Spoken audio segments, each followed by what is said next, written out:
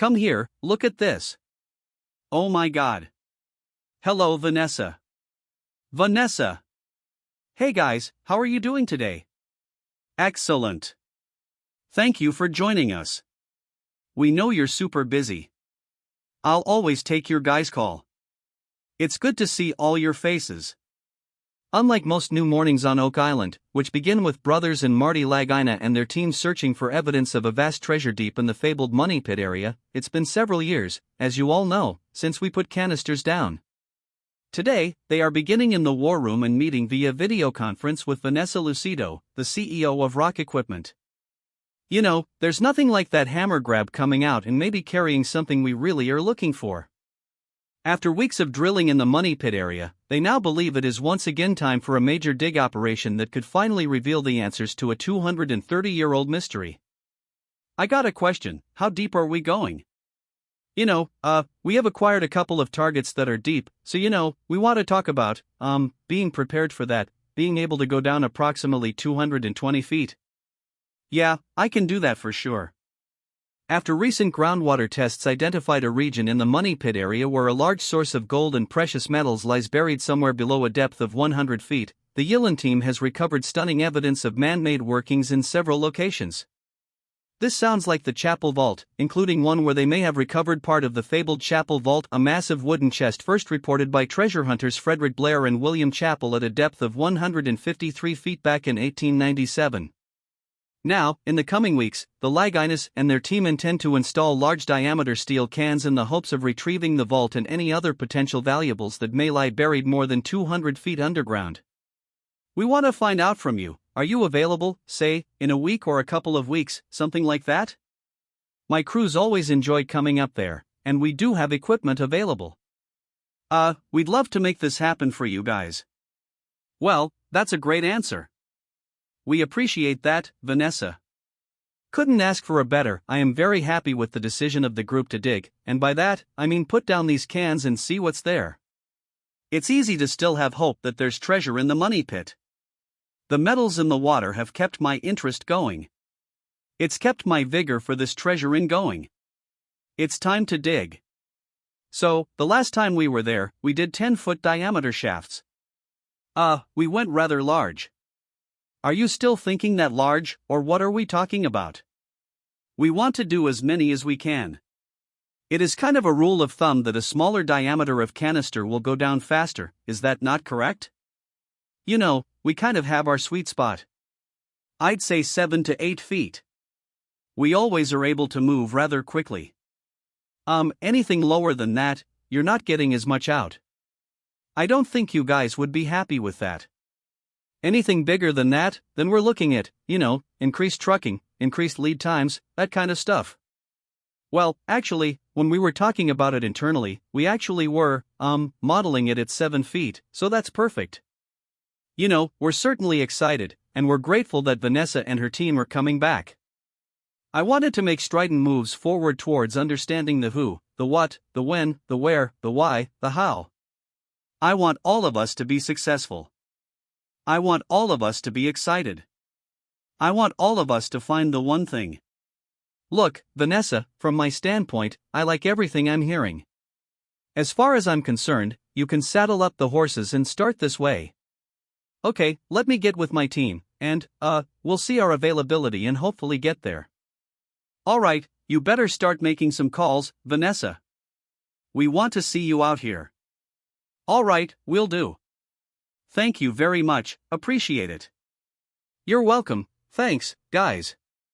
As the meeting concludes in the war room, so, Billy, I think we still have to metal detect here. Alex Lagina, along with metal detection expert Kia Dren and Billy Gard, are continuing another important investigation in the northern region of the mysterious Triangle Swamp. Once we detect this surface, where do you think you'll dump it? Well, we're sitting, and we know we have a strange sort of rock thing over there, so we have to see if the path is anywhere through here, right? Okay. In recent years, the Oak Island team has uncovered a number of stunning man-made structures, including a paved area near the middle of the swamp, as well as a stone road in the southeast corner that they believed was used by whomever may have buried treasure in the Money Pit area. However, in recent weeks, they have also uncovered a stone pathway near what appears to be a vault-like feature composed of brick and plate in the northern region. So, I think, Kia, if you can just metal detect this area here, then Billy, you'll scrape it off, pile it there, and you can start going over the spoils, and then we'll work our way back. That's it. These recent discoveries have made the team suspect that the money pit may not be the only place where treasure is buried on Oak Island, and if they can uncover more of the pathway, it may possibly lead to other vault structures that perhaps still contain something of value. Maybe this is a little pathway to yet another of those kind of shallow stone and brick vaults in the swamp. We should keep following it. We need to learn everything we can from it. I think this is axe cut came out of here, could have come from the surface, hard to say. It's pretty dark. The stuff on the top is a lighter color that looks like it's in that little bit of a deeper area. You're saying it probably came from deep? Yeah, it's out. It's for the bag. Yeah. Side, and another really good indicator that we're following something man-made is these axe chips that we're finding. You know, chips from axe-cut wood, right? That is an indicator to me that somebody was working in the near vicinity. Was it somebody searching for treasure, or was it related to a potential treasure deposit? Hey guys, what are you seeing? I'm not seeing enough to make it obvious, like a stack of rocks, a pile of rocks definitely put there by people. We have one, I can't tell the depth, we have one that looks axe-cut. Piece of wood. Set that aside. So, my hope here is that we'll find an artifact or artifacts. Okay, let's keep digging. Yep, see what we find. Okay.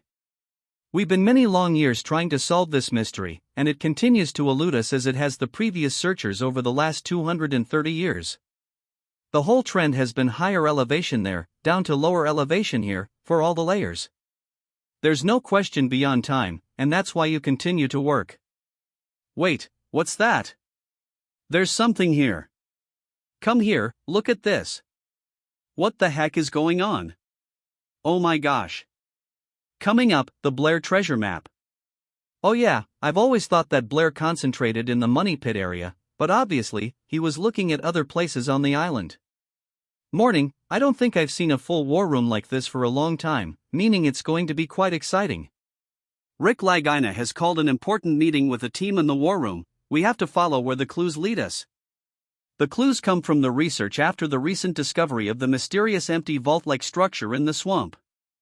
Rick asked team members Doug Crowell and Judy Rudabush, along with historian Terry DeVoe, to search through different archives known to contain previous searcher records connected to the Oak Island mystery. Terry and Doug went down to the Connecticut Museum of Culture and History. It was Rick's hope they might uncover clues that could help prove Fred Nolan's theory regarding multiple treasures being buried on Oak Island. So Doug, I'll turn it over to you. Well, this Oak Island material that we found in Connecticut really is due to the work of Terry DeVoe. Amongst the things he was researching down there, he noted that this particular individual, whose face I think you should be able to see on the screen now, William B. Goodwin. So, William B. Goodwin was born in 1866, died in 1950. He was from a wealthy Hartford family that was involved in the insurance business, but his work as a historian really took off as well. He also got involved in archaeology, and Goodwin had a habit of coming up to Chester, Nova Scotia, every August on vacation. Now, Chester is only a few miles away from Oak Island, so with all the drilling activity and treasure hunting that was going on in Oak Island, that was a natural magnet for William Goodwin to go over, talk to people, and see if he could help with the treasure hunt. We know that he did correspond with many important figures in Oak Island history. In the early 1930s, Connecticut-based businessman and historian William B. Goodwin began researching the various treasure hunts that had taken place on Oak Island since the money pit's discovery in 1795. Throughout his life, Goodwin amassed a collection of documents pertaining to the mystery, especially records connected to Frederick Blair, the man who first reported the existence of the so-called Chapel Vault 153 feet deep in the money pit back in 1897. So we found several letters in 26 boxes of Goodwin's collection that had to do with Oak Island, and Judy and I have spent some time trying to determine what it all means. One of the things we found in his notes on Oak Island, Goodwin calls it the Blair treasure map. Oh yeah, Blair had in his possession a treasure map. Goodwin saw that map during his time here, and this is his diagram and notations. This isn't the original Blair map. We don't know where that might be because nobody's ever been aware of it. There were 3 original notations on the map, 3 stones that were indicated, and from what we can gather from William Goodwin's notations, he was trying to figure out if this map meant there were 3 separate treasure caches associated with the west end of the island. That's quite something. Coming up, we're aiming to try and keep the same bearing as the road. John, that's at 91 feet. There's 1 stone here, but bloody hell, mate, we're 3 for 3. Now, the separate treasure caches associated with the west end of the island. In the War Room, historian Terry DeVoe, Doug Crowell, and Judy Rudabush have just presented a map of the western end of Oak Island that they believe was based on the records of 19th century treasure hunter Frederick Blair. Was it discovered? Is it still sitting out there? We don't know at this point. A map that suggests there may be 1 or several buried treasure caches on the opposite end of the island from where the Money Pit is located. I've always thought that Blair concentrated in the Money Pit area, but obviously, he was looking in other places on the island. There were 3 original notations on the map, 3 stones that were indicated, and 1 was at the corner of Center Road. In the War Room, historian Terry DeVoe, Doug Crowell, and Judy Rudabush have just presented a map of the western end of Oak Island that they believed was based on the records of 19th century treasure hunter Frederick Blair. Was it covered? Is it still sitting out there? We don't know at this point. A map that suggests there may be 1 or several buried treasure caches on the opposite end of the island from where the Money Pit is located. I've always thought that Blair concentrated in the Money Pit area, but obviously, he was looking at other places on the island. There were 3 original notations on the map, 3 stones that were indicated, and 1 was at the corner of Center Road and the road past McGinnis Host. Another 1 was out on the beach, and another 1 is further down Lot 1, near the McGinnis homestead. Yes, exactly. The McGinnises held onto their land, they didn't give it up, and Lot 1 stayed with 1 branch of the family all the way through. Shortly after helping to discover the Money Pit in 1795, Daniel McGinnis purchased Lot 21 and established a homestead for his family more than a mile from the fabled treasure shaft. He would spend the rest of his life farming while also remaining actively involved in Money Pit search operations. Over the years, people have wondered why McGinnis chose to build his home on the opposite end of Oak Island. Could this map that the team found in the archives of William Goodwin provide the answer? An even more critical question for Rick, Marty, and the team is, do these possible treasure caches remain hidden today? Those 3 stones had original notations on them. The one on Center Road had an F1E or an F Roman numeral 2E beside it. The one on the beach had an F91 written beside it, and the one further down Lot 1 property had F5 written by it, along with this stone here that's drawn in by Goodwin. He was exploring this map personally here on the island. If you look at the rocks with the notations beside them, if you can interpret F91 to be 91 feet from this rock, is there a treasure 91 feet from the rock on the beach, or were they notations that led to a central point? So he's using the boulders just like Fred Nolan to try to figure out some treasure location, right? This does sort of go with Fred Nolan's idea that there were multiple caches across the island. The Goodwin or the Blair map certainly suggests that Fred may have been correct, that there are possibly multiple treasure depositions across the width and breadth of the island. But it is not proof of that. The proof is in the ground. Hopefully, Gary, have you hammered this area? No, I haven't, mate, because it's so rough. It's as rough as a badger's but out there. I mean, there's all these billy mounds, that rough. Yep. I would say the stone on the beach, that seems to be the place to start. If we go looking for these landmarks, find the stones that are the original landmarks on the original map, and try to find out whether there's any treasure caches nearby, this is good work. This is excellent work. It may lead us to something. Marty's right. We follow the clues as we have currently interpreted them. So I say we get after it.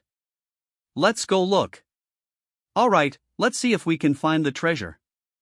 Later that afternoon. Did you find anything, Al? No. About you? One shovel.